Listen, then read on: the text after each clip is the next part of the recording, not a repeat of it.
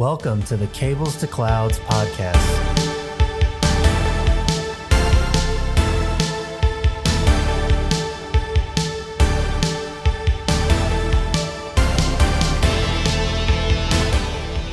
Cloud adoption is on the rise, and many network infrastructure professionals are being asked to adopt a hybrid approach.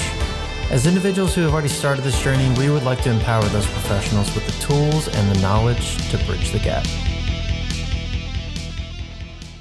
Hey, everybody, and welcome back to the Cables to Clouds podcast. I'm your host this week, Tim, and with me, as always, are my heterosexual life mates, Chris Miles and Alex Perkins. How you guys doing today? Chris, what's going on in the land down under? Hey man, not much. Nice Wednesday morning here for me. Got a busy work week ahead. Nothing too exciting. I think I'm going to play squash this evening with my girlfriend, so that'll be fun. Yeah. I wasn't a squash man until recent. She got me to take it up, and man, it's really fun. I love it. Is squash some kind of like innuendo thing, or I don't know what that is? Squash is a sport. I always thought it was like some rich white person's sport, and it probably is, but it's very fun. All right. What about you, Alex? Are you doing any squashing? No squashing done here. Yeah, actually, this week's pretty slow. Had an update at work today that completely removed my Bluetooth and card reader drivers. So that's always fun, you know. You don't need a card really reader or anything, right? No, of course not. Yeah, I don't need to log into customer environments. So. Oh my gosh, that's awful. Yeah, no, not a whole lot. Just, you know, it'll be busy later in the week. I got more maintenances coming up. You know, like always, I'm the one that does all the work. You guys play squash and whatever you're up to, Tim.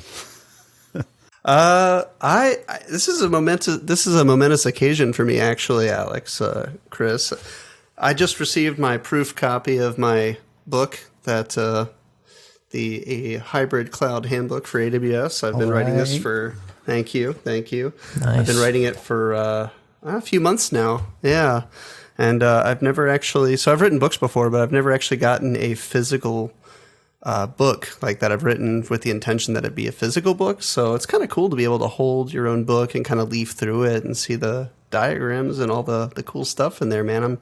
I'm excited to I've already got people beating down my door. Like when I posted a picture to Twitter and they were like, I searched for it at Amazon. I can't find it. Why can't I buy it? I'm like, oh, slow down. I just wanted to make sure it was good before I hit the button, you know? But that's a good problem to have. So by the time everyone sees this, you know, I guess it'll be on sale. But it was really cool to get that today. So anyway, that's awesome. So we actually have our first guest with us today, and I'm really happy actually, that it gets to be a good friend of mine, Steve McNutt. We used to work together at Cisco, and we actually, well, you know, Chris, you myself and Steve were in Router Gods together, studying for our respective IEs. Steve for his CCIE security, and you know, you and I for the route switch. So, Steve, I will let you introduce yourself, but I'm really happy that you could make it, man.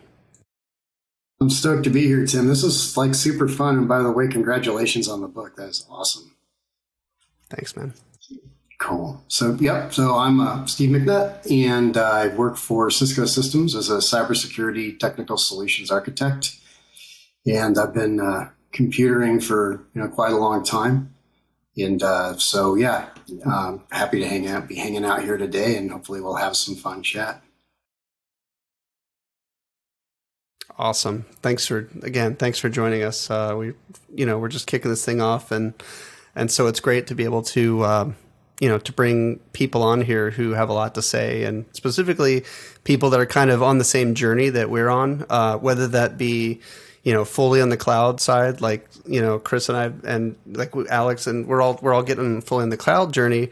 And then there's people that are still on the, the on-prem that are just now starting to wake up to the whole cloud thing, whether they want to or not, right? We all agree the future is hybrid. So it's great to be able to bring on other, professionals that are on that journey as well, especially one that's focused on security. So this is really cool. I know that, as your customers are moving to the cloud, obviously we're having to do a lot more of the security, work more in the security space, and that it's like totally different than it was when we used to do it on-prem. So, I think that's like the biggest. I think that's kind of where we want to swim for a little bit, and I would love to know your thoughts about, like, kind of like when we started. And this is my own experience. I don't know if you agree or not, but when we started, I always felt like when I was doing security on-prem, a lot of times our security posture and our design had to kind of follow the cable a little bit. Like we had to, we had to find out where we were going to put the firewalls. Are they going to be in line? Are we going to be bouncing through switches to get there? And like all the routing and everything. I don't know. What do you think? So let's start. Let's start with just sort of like a 101. And, really the classic firewall design would be like a perimeter firewall that just, sits on the edge of a network. And a perimeter firewall, they typically had 3 legs on them, right? You had the inside and the outside, and then the DMZ. And, up until the cloud came along, networking was flood and learn, right? So everything tried to discover everything automatically and then tried to connect to each other. And then when you want to implement security, you intercept that flood and learn behavior by, various means of segmentation or whatever. And sort of, early on, and I'm dating myself here, but I can remember like way back in the day deploying like old checkpoint HA pairs and PIX HA pairs. And the whole idea behind the HA pairs is you would use layer 2 tricks, right? You would use like MAC addresses and stuff. And you'd have 2 firewalls with a little sync cable so that the backup firewall would know everything about what was going on, all the connections and everything. And then if there was a failure, then another firewall would take over and it would actually use the layer 2 address of the other one. And so that the HA pair was kind of, that's right. That was like the bread and butter. That was like a 3-legged firewall and an HA configuration was like all you need to know to make a pretty good living as a firewall admin for a very long time, right? And then, so, the next step beyond that is, in data centers, people started to recognize that you couldn't necessarily trust the interior traffic of your network, right? Sort of the insider threat thing started to evolve, right? John Kindervag wrote a couple of seminal papers about that. And so along came what I would call a big honking firewall. And that would be just these giant firewalls that you stick in a data center, right? Like these, so it's still an HA pair, but now you have like these really big, super expensive firewalls. And now not only are you controlling the traffic that's going in and out of the network, but also between your workloads, right? So you might have your web servers and your database servers and everybody lives on a different VLAN or whatever. And then you're passing them through these like really expensive ass firewalls. And that was sort of the next iteration, right? And then you had clustering. So hang on, I want to stop there for a second, Steve. Sorry, one sec. I want to stop there for a second because I know that everyone on this call probably has. When you talk about the big honking firewall, I need to just for a second remember how awful the FWSM is in the 6500 chassis. Just have to like pour one out for the old FWSM module in the 6500 chassis. Yeah. And Chris, did you guys use that one? Did you guys use that one before? Did you? I think really? that was Neither. Before, I think it's just you and me, Steve. Yeah, I think it's just the old timers. I didn't have to do that. Oh man, I sorry, I didn't mean to interrupt you there. I do think it's funny that like kind of calling that out, that it kind of shows that RFC 1925? Yeah, like that wasn't unique to just like networking infrastructure. It was always the firewalls did the same thing. It was like it's distributed, it's centralized. It's distributed, it's centralized. Like everyone just kind of kept rolling back and forth. Like it was the better idea each time. And when, it's just funny that that's how the world works. But yeah, and it's always just renamed something else, right? North, south, east, west now is all people classify traffic as, and it's like it's the same concepts, just called something different. Sorry, you guys are too young to remember the because, horror that was the 6500. Yeah, I was Sorry, just Steve, thinking go about the distributed thing. Like for a while, people were building these wide area networks over the internet with IPsec to save money using the firewalls, right? And it seemed like a pretty good idea. And then when NGFW's next generation firewalls came along, suddenly firewalls became a subscription product. And suddenly it was like super duper expensive to do that. So that helps kind of feed the big honking firewall, right? Let's just Let's just backhaul all the traffic to some gigantic firewalls in a data center, just sort it out over there, right? Oh yeah, I remember that. We'll put these giant data center firewalls at the edge, and then all of our branches will backhaul everything over God knows what kind of leased line, or if you're lucky, you had some sort of MPLS circuit or something that was always full. Oh man, I don't miss those days. Yeah, me neither.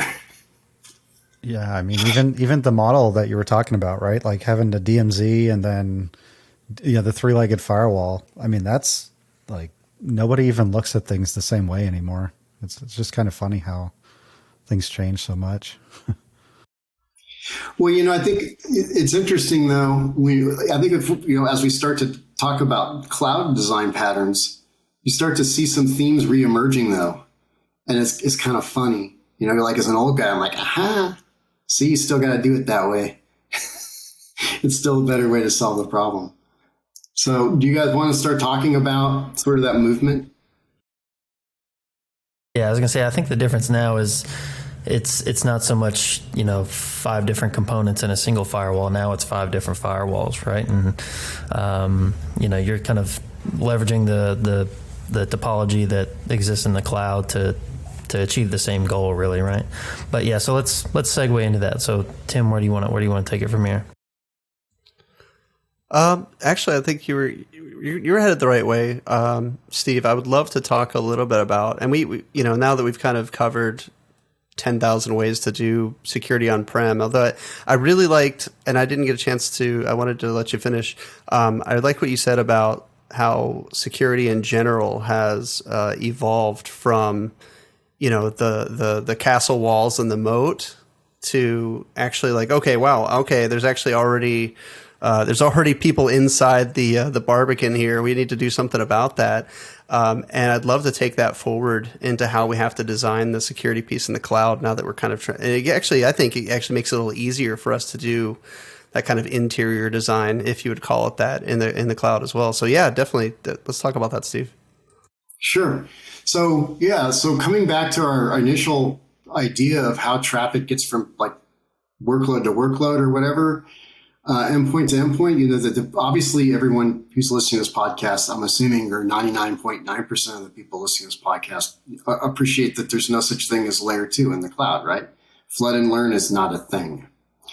And the other, one of the cool aspects of that is, you have a lot more control over who can talk to who in the first place. So you don't have a lot of problems around trying to constrain that flood and learn behavior.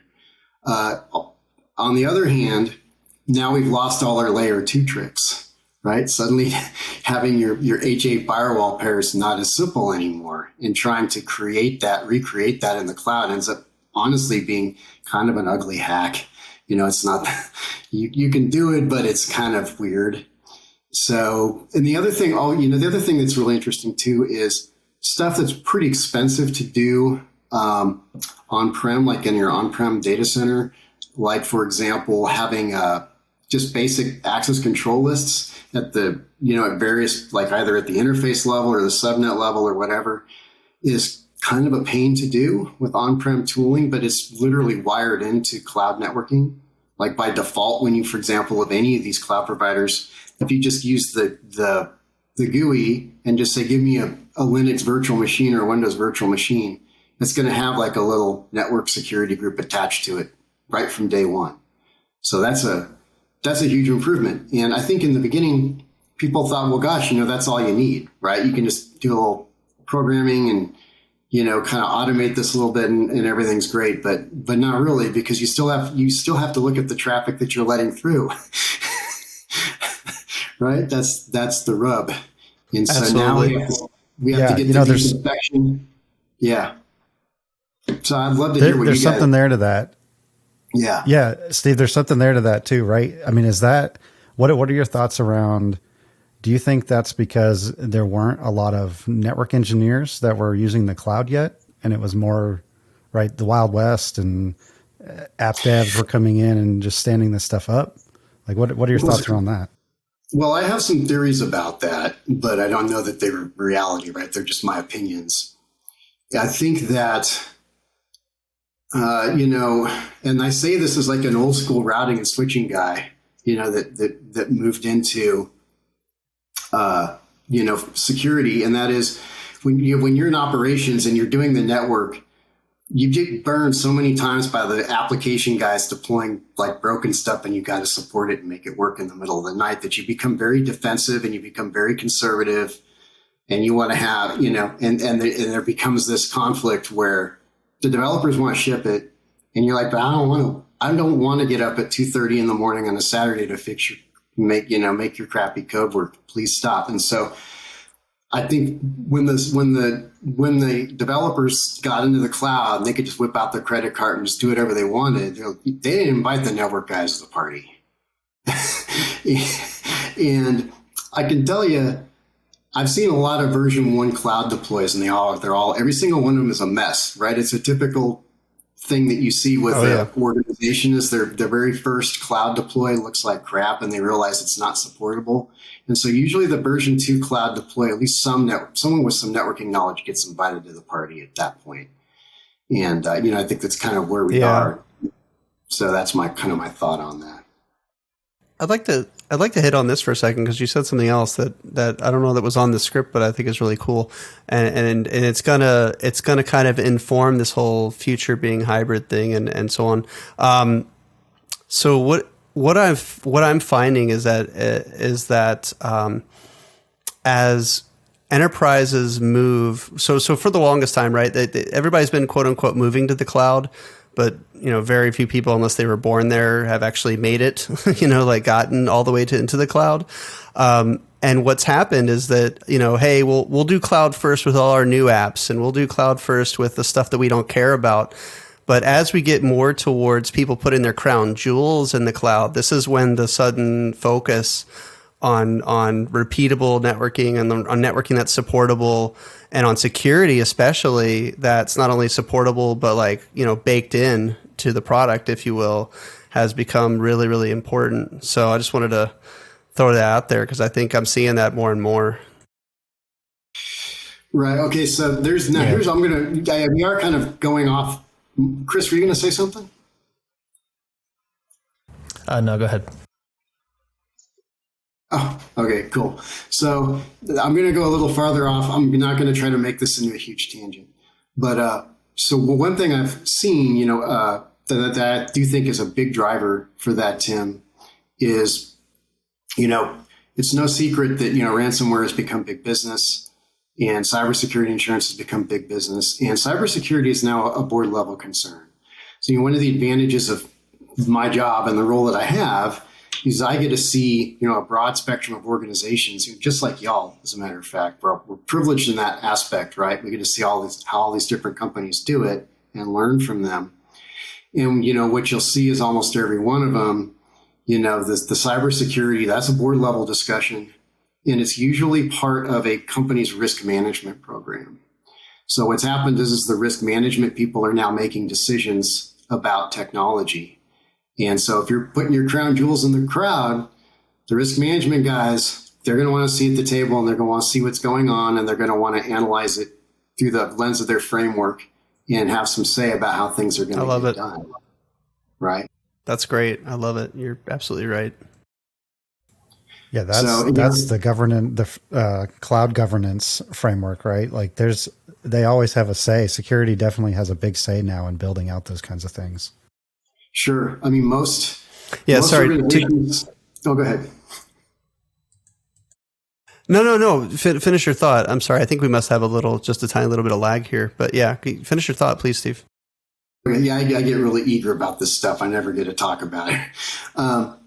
So yeah, usually, most organizations, they're going to use, if they're like a US based company, they're going to use like NIST cybersecurity framework is real popular because it's free. And then you've got companies that maybe if they're doing government subcontracting or anything like that, they're probably going to be using 800-53. So that might be something to look up if you're interested. And for companies that are doing business globally, they're going to use something like ISO 27002. So those are, if you want to understand decisions that are getting made with how security is being deployed, knowing these frameworks it kind of gives you the cheat codes, because the risk management people are depending on these frameworks to make sure that they've got adequate coverage. So yeah, that's like a huge change from the old days of just spinning up firewalls, right? It's so much easier back then. Oh, and it's so true, man. And that actually does bring us back a little bit more on target, because I mean, what you just said is exactly right? Like the risk management, security, like the governance piece is going to determine how we design our cloud security, right? So let's talk a little bit about how cloud security looks. Not just from a fact that we can, the cloud is almost like a carte blanche kind of environment where we can build stuff, but specifically how we're going to build those kind of north, south, east, west, whatever you want to call it this week, protections for our workloads and stuff. So cool. So this is where I get an opportunity to kind of bring things full circle, and we start to see maybe some older patterns emerge because they solve problems for us. And specifically, what I'm talking about here is, if you were to kind of look at things like in layers, right? You have, like the forwarding plane, right? And this is where like traffic's moving around and all this is happening, and you've got all these controls in there where you're saying who can talk to who, and you're going to doing all this logging and all of that, right? But sitting above that, you're going to have some kind of management layer, right? So that the risk management people, that's where they live. And that's where the security operations team who helps risk management, they kind of live in that sort of analytics layer where they're getting all of this telemetry from all this stuff that's happening. And they're trying to figure out, does everything look like it's supposed to? Is there anything anomalous going on? Are we within our tolerable baselines and all of that? And so observability becomes very, very important, right? And that's where like network security groups and the sort of static ACL-based controls no longer work. Now we need to look deeper, right? We want to bring more advanced tooling, right? We want to bring in analytics and machine learning, and you also want to be able to bring in all these different information sources, threat intelligence feeds and things like that, to try and analyze what's happening. And so that means we need to get a look at that data stream. And so now we want to be able to inspect that traffic at a very deep level. And the reality is that the cloud providers haven't caught up to that, right? So the CSPs, the cloud service providers, their native offerings just aren't going to get the job done there. It's them knowing these companies, they'll get there, but they're not there today, which means we're back. Guess what? We're back to, hi there, firewall guy, how you doing? Let's talk. And that's a weakness of the hyperscalers, right? Because they can't expose that level of telemetry to every customer, right? That's just a weakness in the model, if you will. Yeah. Well, nor would they want to, right? Yeah. Right. That's true. That's that's absolutely true. So, now we have to come back, and now we're starting to look at that more of a centralized model again, right? Where you want to be able to efficiently look at that traffic. So maybe now we want to set up like inspection points. Maybe you want to, you might want to set up, like, if you already have your cloud network architected properly based on other considerations like delay and high availability and stuff like that, you're probably going to have some kind of, surprise spoken hub type of design, right? Where you're going to have some kind of transit hubs that you're wiring your applications into, and that you're wiring your access in, from the outside world into. And so that's a very logical insertion point for our security. And I can remember the first time I ever built something like that. And I'm going to use a lot of Azure speak because that's the place I have the deepest knowledge in. And I know we have some AWS experts here who can maybe help me compare and contrast a little. I would love that. With respect to with Azure, the original design was like the spoken hub VNet was like the first really scalable type of design in Azure. But it's got a couple drawbacks, and one of them is you just have this explosion of user-defined routes. And so you have to use routing to get the traffic into the firewalls. They call them, by the way, I'm going to start using acronyms here. So I'm going to define this. Network virtual appliance is what a cloud service provider calls it, like a third-party firewall, right? So I'm going to use the term NVA just as shorthand so I can talk faster. Right. So you have your hub VNet. All the traffic is transiting through the hub VNet. Very useful for a couple of reasons. And you want to be able to get the traffic into your NVAs. And so in order to do that, you have to use routing. So you have to override the cloud service provider's routing with your own routes. But we don't get routing protocols, really. We don't get at least interior gateway protocols with cloud service providers. So now you just have this. Can I cuss? Is that okay? Or not okay? I sure fucking hope so. All right. Yeah, absolutely. See, now what you end up with is a complete clusterfuck of static routes, and it's like impossible to keep track of, and it just becomes a mess, especially if you have like a lot of spokes. You have like a big deploy with like a lot of apps and stuff like that, and a lot of things getting wired in. It's like, and so I think that's part of what drove the popularity of Terraform is because it allows you to wrangle that shit and kind of get it under control a little bit. Right. To manage it, definitely manage the life cycle and deployment and all of that. Yeah. And, and what you're talking about, that's even before you bring in things like Azure Private Link, which, insert like underlay level routing into the VNet that you can't even touch, stuff like that. Right. Yeah. Well, I don't want to sidetrack you. Sorry, I knew this was going to be my fault. Yeah. So I think it's kind of circling back to the kind of traditional way that we thought about this thing in the on-prem world. I think to the point you made, Steve, it was like everyone was used to this kind of like HA configuration where there's always, you're maintaining state amongst all these NVAs, basically just the virtual form factor of that. And, a very concrete piece, a foundational element in the cloud is auto scaling, and I feel like that was something that a lot of the on-prem people struggled with. Is you don't need to maintain a lot of this state with active and secondary firewalls, but with some of the NVAs you did have to do that because the NVA vendors did not catch up and were able to support that auto scaling aspect of it that a lot of the cloud native stuff does, right? Which is why I think, kind of segueing into maybe what we were originally planning on talking about today, is why the CSPs introduced things like gateway load balancers to kind of let you leverage the NVAs without having to maintain a lot of that state, right? And just load balance between them. Yeah, that's the... Yeah, so the NVA came along because people were building these networks where they were putting, like you said, you're putting in these firewalls as inspection points, like in your hub transit points. And sort of the original, I guess, which we call version 1 of that, right? So this is the cloud version of Big Honkin' Firewall we're about to talk about. So the cloud version of Big Honkin' Firewall is you have like a bunch of NVAs sitting in a subnet or VNet or whatever you want to call it. And then you end up having to have what's called a load balancer sandwich. It's the classic design for a cloud network where you have an inside load balancer and an outside load balancer. So for the benefit of the audience, just to make sure we have a level set here, there's a reason for why you have a load balancer sandwich. And that is because just what Chris talked about, you have this, because of the statefulness of a firewall has to keep track of state so it can analyze the connection, right? It has to see the traffic flowing in both ways.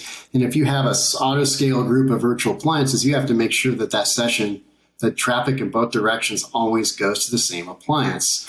So guess what? We're gonna dust off an old networking trick, which is NAT, network address translation, right?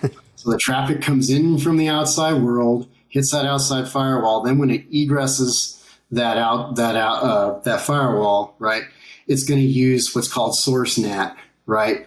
And then it's going to go out to the inside load balancer into the workload. So why do we do that? It's so when the traffic comes back, the inside load balancer is going to direct the traffic to that source NAT, to that address of the correct firewall. That way we can guarantee traffic is always going to transit through the same firewall.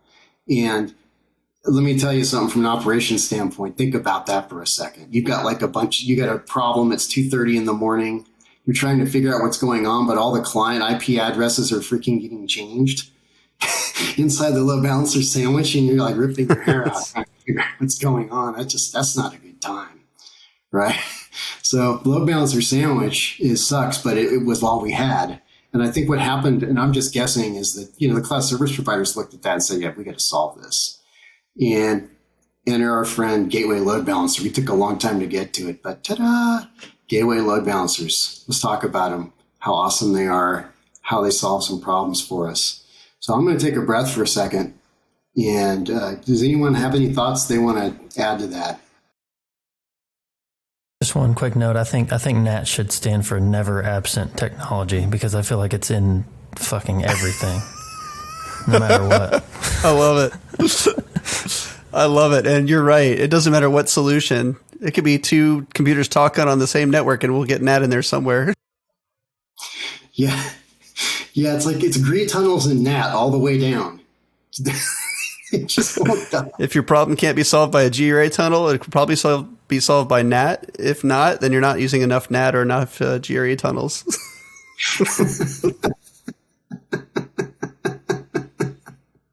It's so true. That's why it's funny. I know, because we're about to start but to talking your about point, overlay Steve, networking. about gateway load balancers. Let's maybe take a step back and talk about, in what situations you need one, when you would use one, and just what are the high level components there. So you want to kick that off?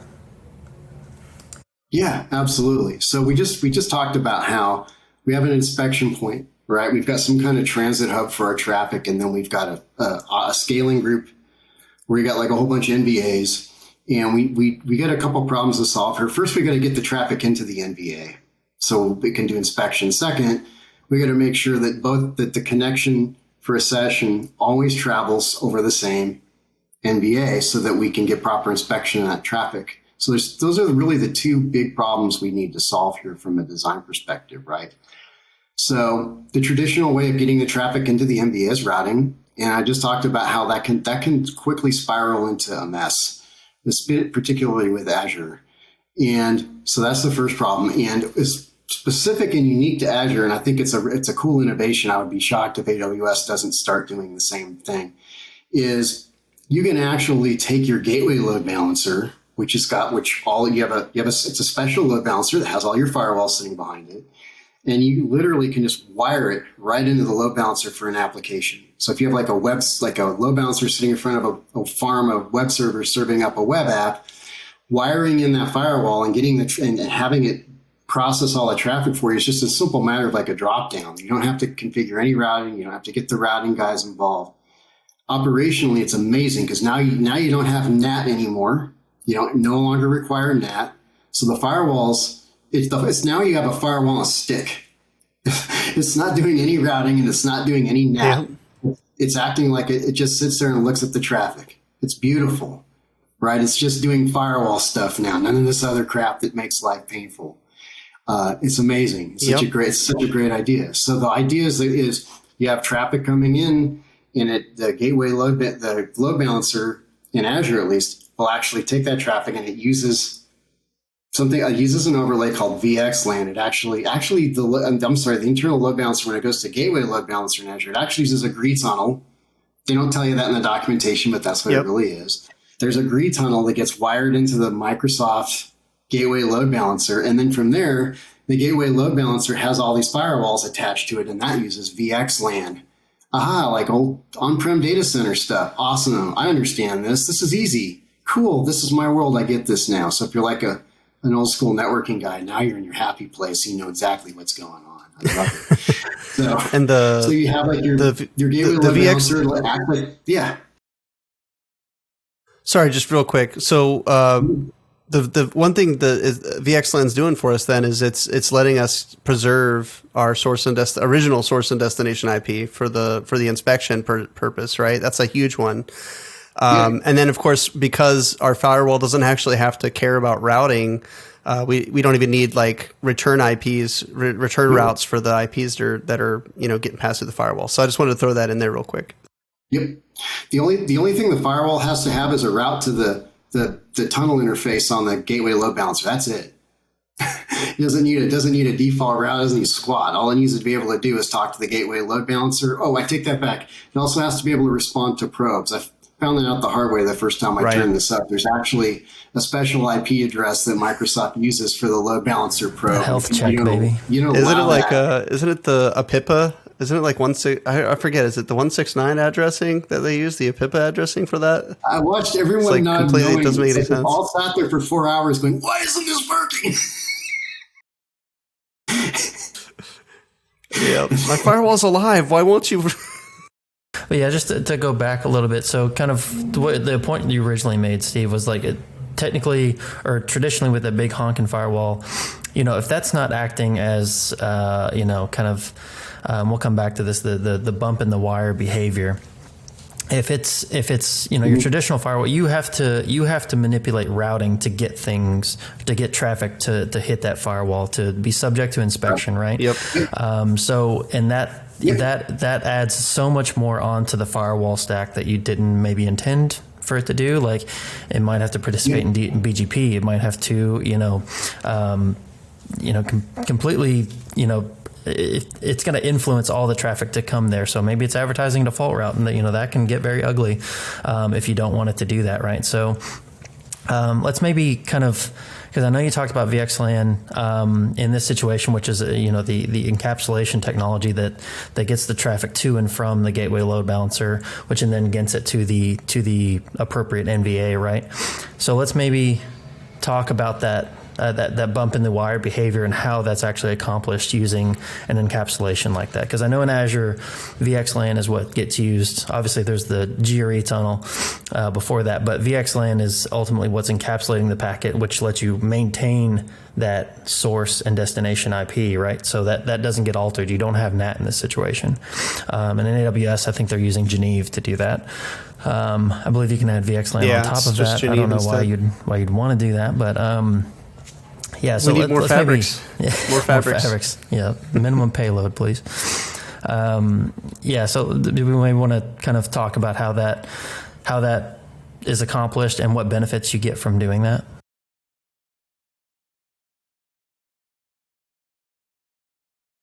Well, sure. Okay, I'll take like a high level stab at it. So, what it really looks like is, if you're unfamiliar with VXLAN, it's actually kind of like a VPN, right? So you have what's called a VTEP, or a VXLAN tunnel endpoint, and that looks a lot like a virtual tunnel interface, like on a IPsec VPN. It's a similar VTI, concept. yeah, Right? man. Yep. So you have a VTEP. So you're going to have an IP address that's on your NVA, and then he's going to go talk to the gateway load balancer has a VTEP too. So you're going to define what the VTEPs are. And then you're going to have what's called a VNI, or a virtual network identifier. So it's a lot like a VLAN, right? It's just like a big long number that lives inside the header that kind of tells the computer like, okay, this traffic belongs to like this virtual circuit thing, right? So you're going to have a VNI pair. So you're going to have one for the traffic that's coming towards the firewall or the NVA. You have one for the traffic coming towards the NVA, and then one for the traffic that's egressing the NVA and going back out. So from the perspective of the firewall, what I'm seeing is firewall vendors are recognizing there's really no need to like overcomplicate this. So they're making it pretty easy, where you just say, look, I want to create a VXLAN, connection, and you just go in and you just define all that in one screen and hit go. And it's real basic, and you just have like one kind of, it looks like an interface construct, but it doesn't have an IP address or anything like that, right? And then it's just bound to a virtual interface that's the VTEP that actually sources the traffic. So a virtual cable or something. Yeah, it's really straightforward. So we basically have this sort of virtual circuit, this tunnel, and then the traffic is just encapsulated. And like Tim said, the beauty of this is everything is 100% intact, which can be like really important, right? So that's like all the header information, all the checksums, all the things. Try to, it's not modified in any way, shape, or form. And the firewall just firewalls. It doesn't have to route. It doesn't have to NAT. It doesn't, like all this other crap that like Chris so astutely pointed out. Big honking firewall, your firewall ended up being your router, right? Which sucks because firewalls are not meant to route. And it's just, so it solves it. It's a beautiful and elegant way to solve a problem. You're using the firewall for what the firewall is designed to do. You're not routing with it. You're not natting with it. You're strictly applying security policy and you're inspecting traffic with it. It's awesome. So hopefully that was a good answer. I just want to, I want to point out, like, we're all talking about this and we're kind of in amazement, but these are the things that cloud enables, that networking has been lacking for so long. Like the solution is so elegant and just such a relief from the things. Like, everyone has heard all the things that Steve has been saying this whole time about how difficult it is to set this up manually. And now we have this model where it's so much of it is taken care of and transparent to you. And it's incredible. Like, these are the types of things that cloud can enable for networking. So I just want to, but you don't have to follow the cable. Right. You don't have to follow the cable anymore, right? Like, I say follow the cable a lot, but that's how on-prem networking ultimately is. Even if we do layer 2 tricks like Steve was talking about, ultimately we're constrained by the physical layout, versus in the cloud, or really truly any fabric probably, but certainly in the cloud where we're talking about, you can create these architectures, bespoke architectures essentially that, meet the need right off the bat, and you don't have to follow the cable. So that's one thing I love about it. And one of the things I like about this is now we're innovating, but not only are we innovating, but we're using design patterns and we're using knowledge that us old guys already have, right? You can take all your skills from your years of doing regular networking and they 100% apply here. You've got a huge head start, for doing these kinds of like really awesome designs. So I think that's really cool too. It makes it really easy to pick up, because the cloud service providers were smart enough to just use things that already work, like in terms of using encapsulation, right? Setting up overlay networks to preserve the traffic information and it's really great. Now, AWS just needs to fix it so we don't have to use routing for service insertion with their gateway load balancer, because you still have to set up routing, right, from the subnet with AWS. That's right. But it's still, to be fair, AWS's gateway load balancer is like a lot more sophisticated than the Azure gateway load balancer. For example, it's more tunable. So for example, like say you have, we're talking about statefulness. So, and this is not Cisco specific, but it's getting closer. So, one of the things that, you can do, but I mentioned it before, is if you want to go from HA, which is 2, you want to have more than 2 firewalls, right, to do that scale out design. So you have the concept of an auto scaling group, right, like in the public cloud provider. But remember what Chris said about elasticity, about state, right? About how, because firewalls by their nature are firewall stateful because it has to inspect the connection. So you have to make sure that traffic, remember, that's one of the problems we have to solve. We have to make sure traffic's always going through the same firewall. But what if that firewall fails, right? So if you don't have those firewalls sharing state information, when that fails, that means what happens is, with the Azure one, is pretty slow to converge, right? It takes a while for the gateway load balancer probe to figure out, okay, this guy's dead or whatever, right? It's like there's the health check, right? There's a health check that needs to fail before it pulls it out of the load balancer, right? And it's pretty basic.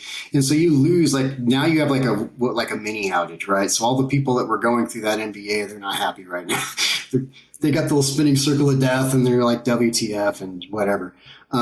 Whereas, like what you can do with Azure or with AWS on the other hand, and I'm sure Microsoft's going to fix it, but it doesn't work today. But with AWS, what you can do is we can, again, take an older technology, which is clustering, right? So, but what is clustering? Clustering is a way that you have the auto scaling group, but now you have what's called like a cluster control link. and you have like a controller or like a boss dog firewall that keeps track of who everybody is and what's going on, right? And he orchestrates, and so you actually can scale that sharing of state across n number of NVAs. So what happens is now, if you drop an NVA, right, the Azure Gateway Load Balancer is capable of doing something called a rebalance, where now it's like, okay, we lost this NVA. Let's just take this connection and reroute it through another one of these instances, and you actually don't get a loss of state. It's pretty sweet. So that's something. And this is in AWS, you said, Steve? Yeah. So you can use clustering in combination with the Gateway Load Balancer to scale your state across the auto scaling set of firewalls. Absolutely. Oh man, I had not seen this. I got to go look at. We need to look at. Yeah. Let's find the link. I'm going to find the link for that. We can throw it in the show notes. But back to Steve's point about that. The NVA vendors are now enabling that option to add that kind of session sharing link between these firewalls that get spun up and put behind the load balancer, right? But it's also kind of important to point out that this is unique to the gateway load balancer component. This is unique to the NVA component, because if you use something native like Azure Firewall or AWS Firewall, the CSPs have accounted for this. All that is getting shared. They're just like not exposing that to the vendors, right? To let them do the same thing. So, I mean, naturally so. They're not going to let somebody get a leg up on them. I get it. But, that is a unique problem tied to this specific use case. Yeah. Like AWS Firewall, Azure Firewall, they don't run into this issue because, I mean, at the end of the day, we know that what's really happening under the fabric is that the CSPs are actually managing the same thing that you would manage, right? But they of course have home field advantage for all of that, right? And so what you said is spot on, Chris, is that all of that is there, but they're not gonna expose that level. Multiple reasons. One is home field advantage. They don't want to give that up. And second of all is probably there's probably a little bit of element of the hyperscale in there where they probably don't think they should or can't expose that level of control to everybody. It's hilarious on the diagrams that AWS puts out. If they'll show like an inspection VPC using Gateway Load Balancer, and then they'll show the AWS firewall, and it's such a mess when they show the inspection one, and then it's just like one little thing, right? One connection to the AWS firewall. It's a pretty little logo. The same thing.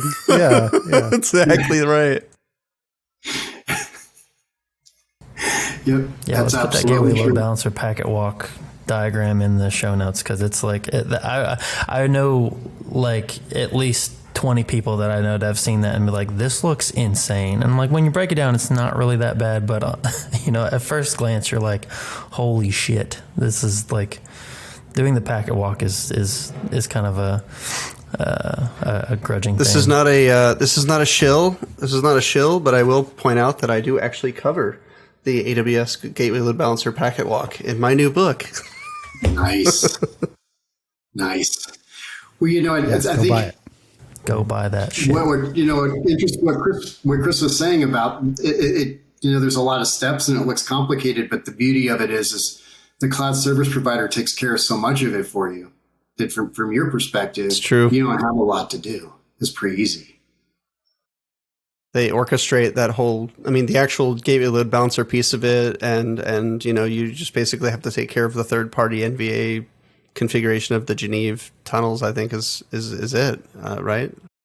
Yeah, and at a very crude level of understanding for it, whenever a firewall vendor puts out a new image into the marketplace that says it supports Gateway Load Balancer in respect of CSP, basically all they're saying is like, hey, we've built our NVA to where, as it gets spun up, if you spin up this particular machine image, it's automatically going to build these tunnels to the Gateway Load Balancer, right? So it's really mostly what's happening under the hood, right? No, you're absolutely right. And that's exactly right. Like and it's a little bit of a race, right? The CSPs will come out with a feature, the NVA's vendors, rush to basically support the feature, and then there's a lot of this kind of back and forth between native and third party and who needs what and who supports what. So I don't think that's likely to change. I mean, eventually, I'm sure there's some diminishing returns that will be reached, but I think that's probably for the foreseeable future what we're going to continue to see. Yeah, the only thing I'd point out about that though is it's kind of going to get people stuck, because it's like if the CSPs are the ones that come out with the features, they're driving the features that need to be released. Like, do you think the they're innovation? To, right. And it's not like it's coming from the third party NVA providers and they're telling the CSPs, we need this, right? It's the opposite. So I don't know. There's something to that. That's like, maybe would stifle things a little bit. Maybe there's a little bit of push pull though, right, Alex? What I mean by that is the cloud service providers, because of the way they do things, it's causing firewall vendors to have to increase their feature velocity, right, in order to compete in that marketplace. That's great. Right? That's a good point. Absolutely. So if somebody comes up with competing with each other specifically, like if someone comes up with an innovation like gateway load balancer and your firewall vendor, you better get to it, get that thing going, right? And on the other hand, right, they've got their cloud native firewall that doesn't quite have the features and functionality of maybe a more mature vendor, but they have the ability to kind of sit there and see what kind of usage patterns are developing, and they can cherry pick the high impact use cases to put into their own products. Right, so it's pretty interesting. They have the second mover advantage, or whatever they call. I forget. There's the fast follower advantage. There's a name for it, but I can't. I know exactly what you're talking about, Steve. And it's just the ability to not have jumped in and committed to something first, and be able to kind of observe what people want and are using, and then build the product direction that way. So let's play forecaster a little bit. Do you guys see? I guess I should say, how long do we expect before we see a next gen firewall released by one of the CSPs that is completely cloud native, that does a lot of this feature set that we're asking for? Or do you think they've kind of given up on that race and they're going to let the experts do what they want? But I mean, I think there's an obvious answer here. They're going to try it, but how do you guys feel? Mm-hmm. No, I agree. So you have Microsoft is in particular, they're spending enormous amounts of money, in their security program, and it's evolving pretty quickly. It's definitely a high priority item for them. And then I'm gonna bring in another player we hadn't talked about, which is, Google pretty much invented the modern concept of zero trust, which is basically a reverse proxy that looks a lot like a next generation firewall, quite honestly. Right? Like you have a reverse proxy that's just bringing in all this information from different sources and to figure out what's going on and do access control and all of that. So they've got a really interesting and cool take on things. It looks a lot like a firewall, but maybe they don't call it a firewall. And so, as far as looking into the future, I'm not quite sure, what AWS has cooking with respect to that. But that's not an area where I need to develop my expertise a little bit more. But I agree with you, Chris. I think they may not be successful, but they're going to spend enormous amounts of money trying. Do you think they'll end up trying to take the market share and eat the lunch of the NVA vendors? Or is it just going to be kind of where it always has been, where the CSPs are really just trying to get a leg up on each other to get that kind of good enough or hyperscaler efficient, offer out there? What do you guys think? With respect to Microsoft, that's been their brand since the days of MS-DOS, right? That's what they've always done. That's never changed. It's always been that way. When an innovation comes out, they commoditize it and they kill the market for it, and they just roll it in and make it a feature in one of their products. They've always done it that way. So I don't see that changing. So I'm sure that's what they're trying to do. I think the key is if they're going to do it, they need to make it easily digestible for the firewall admins of today, right? It's got to be to leverage. It's got to be able to leverage tools that they're already using, automation that they're already using, or easily translatable to something like that. Because it's like the firewall vendors are where they are because they do it so well right now, right? So the CSPs definitely need to play catch up. Obviously, they are doing great in terms of innovation in a lot of spaces, but this one I mean, you're going to have to convince some of the curmudgeons of the world that they should switch, right? So it's not going to be easy to do unless you make it as easy as possible for them. So I got well, one thing to say real quick is I can't believe we made it this far without mentioning Zero Trust. And the second is I actually see this different than all you guys. So I see the CSPs coming out with a lot of like the service mesh style, doing security through like a more service mesh style, right? Not necessarily competing with the firewall vendors, because a lot of the conversations from the app side of things seems to be more policy based security, like using MTLS between different parts of the application.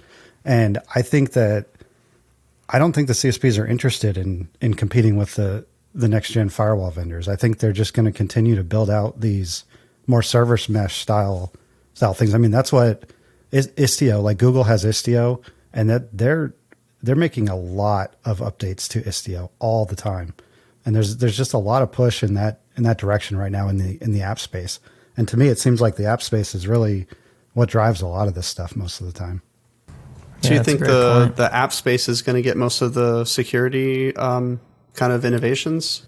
Yeah, it's not that like north-south firewalls, I think aren't going anywhere. I just think a lot of the east-west kind of traffic is being collapsed into more of these more policy-based security than traditional, the way it's done normally with traditional networking. But yeah, that's one thing that the CSPs get to leverage is their built-in identity component, right? They can just kind of shoehorn it in, right? And if it all happens under the hood, kind of the same way we were talking about with Gateway Load Balancer, if a lot of it is automated for you and you can add that trust component to it, then yeah, I mean so I guess I should say I don't think they're not gonna, I think they're gonna make more money off service mesh type integrations. I just think they're going to do both because they have the money to do both, right? So yeah, but yeah, that's a great point, Alex. I mean, and think about for their managed service offers also, they'll be able to bake the security right into those managed service offers, like you were talking about, Alex. That's a great point.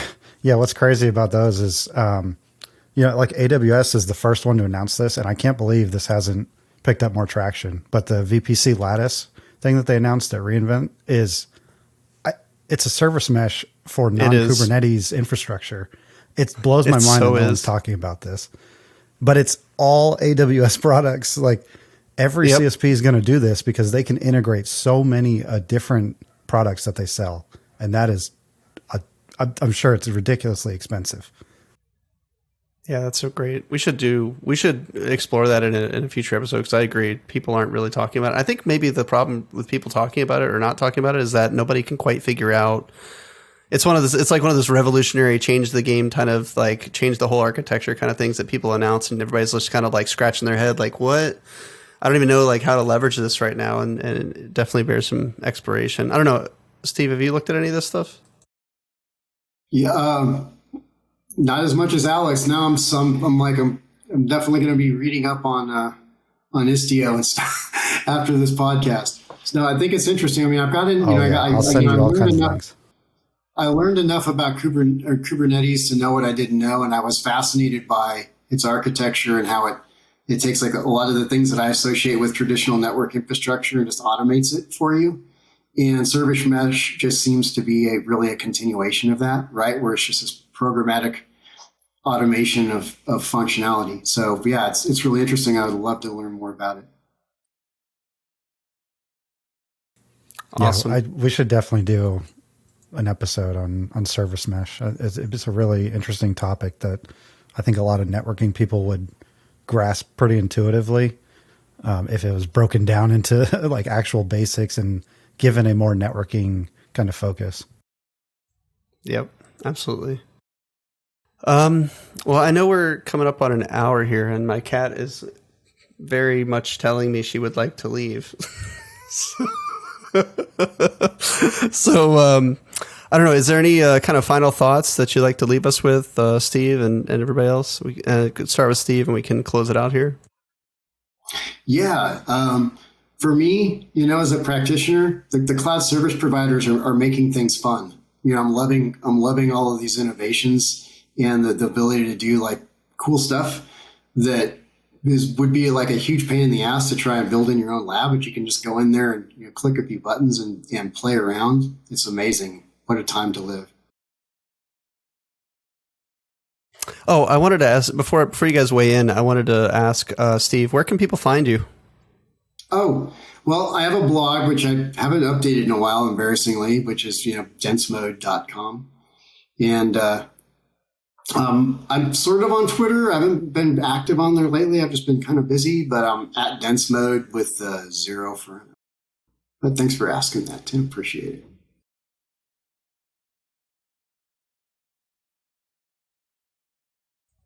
All right, Alex, any closing thoughts?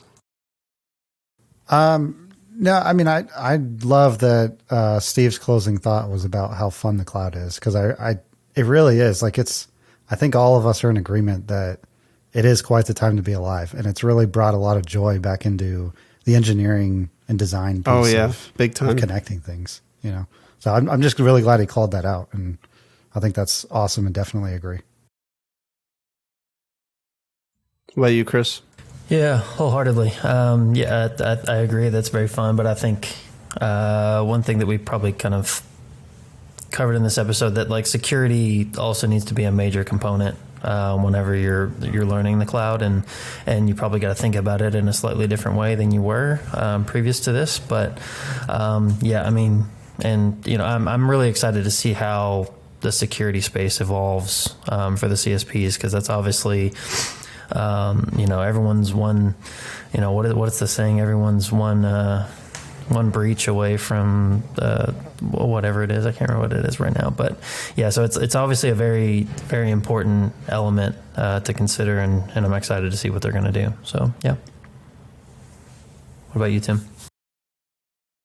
No, I have to echo all of that. I think security has to be one of the biggest things we talk about, especially, I mean, we're talking about public cloud here too, right? So it's public cloud. It's not your data center. It doesn't have the same castles and walls. We've got workloads that are sitting right next to the internet, in AWS, Azure, they've all got basically the ability for your workloads to go straight to the internet. It's a different world. And so it requires a different thinking about security. So, I think we'll close it out there. Thanks again, Steve, for joining us. I'm really glad we could have you on, and I'm sure we'll have you back in the future. And well, that's a wrap for the podcast. If you'd like to follow us on social media, it's on Twitter at Cables2Clouds with the number 2, and our website, cables2clouds.com. And we have a YouTube channel as well, so you can find us there. Thanks for tuning in. We'll see you next time. Hi, everyone. It's Chris, and this has been the Cables to Clouds podcast. Thanks for tuning in today. If you enjoyed our show, please subscribe to us in your favorite podcatcher, as well as subscribe and turn on notifications for our YouTube channel to be notified of all our new episodes. Follow us on socials at Cables to Clouds. You can also visit our website for all of the show notes at cables2clouds.com. Thanks again for listening, and see you next time.